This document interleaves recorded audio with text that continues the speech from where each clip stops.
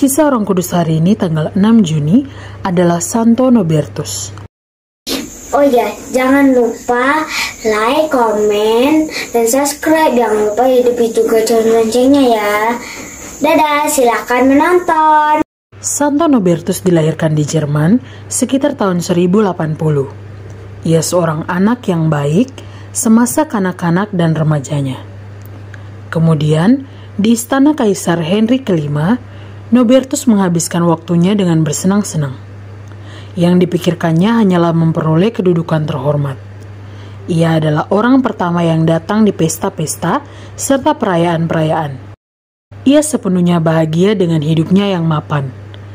Akan tetapi, suatu hari ia amat ketakutan ketika suatu kilat menyambar dahsyat. Kudanya lari kencang, Nobertus terpelanting ke tanah dan tidak sadarkan diri. Ketika sadar, ia mulai memikirkan dengan sungguh-sungguh cara hidupnya selama ini. Tuhan terasa sangat dekat. Nobertus sadar bahwa Tuhan sedang menawarkan kepadanya rahmat untuk mengubah cara hidupnya. Perlahan-lahan, ia mulai memikirkan kembali keinginan yang pernah ada dalam benaknya beberapa tahun yang silam. Ia berpikir untuk menjadi seorang imam. Sekarang ia akan memenuhi panggilannya. Karena itu, Nobertus lalu masuk biara Benediktin hingga ditabiskan sebagai imam pada tahun 1115. Pater Nobertus bekerja keras untuk mengubah cara hidup orang banyak yang terpusat pada hal-hal duniawi. Ia memberikan teladan kepada mereka dengan menjual segala harta miliknya serta membagikan uangnya kepada mereka yang miskin. Santo Nobertus mendirikan suatu kongregasi untuk menyebarluaskan iman. Kelompoknya terbentuk dengan 13 orang hidup bersama dalam suatu komunitas religius. Mereka tinggal di lembah Premontre. Oleh sebab itulah kongregasinya disebut Premonstratensians. Mereka disebut juga Nobertines, suatu nama pendirinya. Santo Nobertus ditabiskan sebagai uskup Magdeburg. Ia memasuki kota Magdeburg dengan mengenakan pakaian yang sangat sederhana serta tanpa sepatu. Penjaga pintu keuskupan tidak mengenalinya dan tidak mengizinkannya masuk.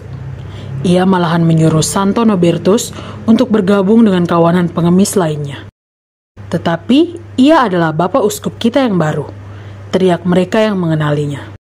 Penjaga pintu amat terperanjat dan sangat menyesal. Tidak mengapa, saudaraku yang terkasih, kata Uskup Nobertus dengan lembut. Kamu menilaiku lebih tepat daripada mereka yang membawaku ke sini. Uskup Nobertus harus berperang melawan suatu bidah yang menyangkal bahwa Yesus sungguh hadir dalam Ekaristi Kudus. Ajarannya yang indah mengenai kehadiran nyata Kristus dalam sakramen Maha Kudus membawa umat kembali pada iman mereka yang kudus. Pada bulan Maret tahun 1133, ia dan sahabatnya Santo Bernardus berjalan beriringan dalam suatu perarakan yang tidak lazim. Mereka bergabung dengan kaisar beserta bala tentaranya untuk mengawal paus yang sesungguhnya, yaitu Innocentius II, ke Vatikan dengan selamat. Santo Nobertus wafat pada tahun 1134. Ia dinyatakan kudus oleh Paus Gregorius ke-13 pada tahun 1582.